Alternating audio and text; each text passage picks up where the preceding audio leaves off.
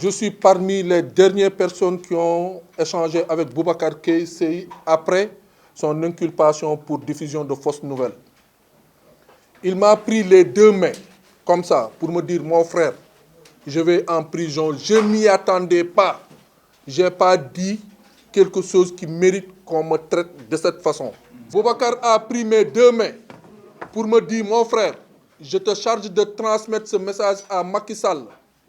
Dis-lui que je ne suis pas un ennemi de l'État du Sénégal, je ne suis pas son adversaire politique, je ne suis pas un cagoulard politique. Je suis un activiste, je suis un lanceur d'alerte.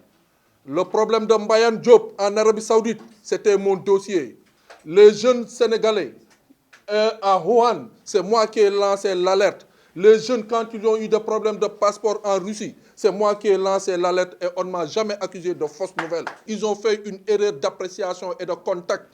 Quand Boubacar Seye parle de représentante de l'Union européenne, il ne parlait pas de l'ambassadrice. Il parlait d'une femme qui a participé avec lui à une rencontre ici à un hôtel de la place, qu'il a invité pour lui donner des documents et des éléments sur le fonds de financement de l'Union européenne au Sénégal. Et Boubacar, au cours de l'enquête, a donné les éléments à sa possession.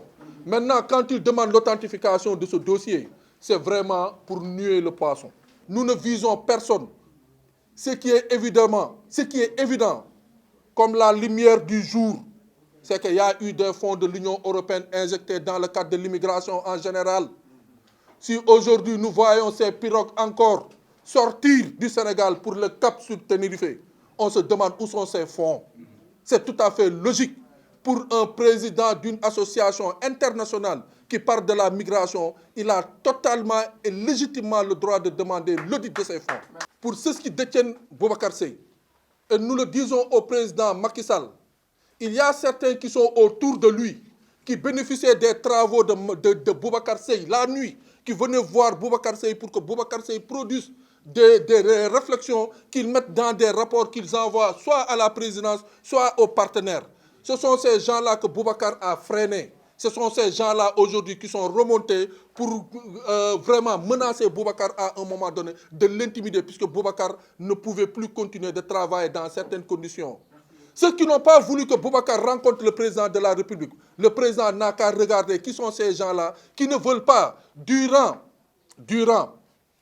les dialogues nationaux, n'ont pas voulu que les migrants, les Sénégalais de la diaspora aillent à la table comme tout le monde. Nous avions notre place là-bas. Durant la réception des forces Covid-19, vous n'avez pas vu les Sénégalais de la diaspora, vous n'avez pas vu les Sénégalais de l'extérieur. Boubacar s'en est offusqué.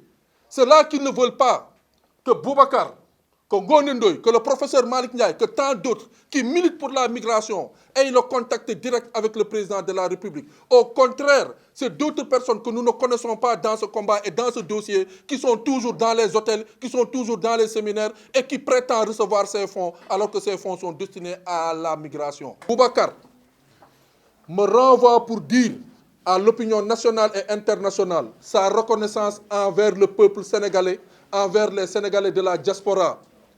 Il a senti le soutien et la mobilisation des Sénégalais de la diaspora. À un moment donné, il pensait qu'il allait être seul dans ce combat. Mais dès que son arrestation a été diffusée, les messages ne sautaient de son portable. Et à partir de là, il sait qu'il est un martyr. Il sait que d'ores et déjà, le combat qu'il avait entamé avec Horizon sans frontières est entre les mains des Sénégalais et des Sénégalais de la diaspora.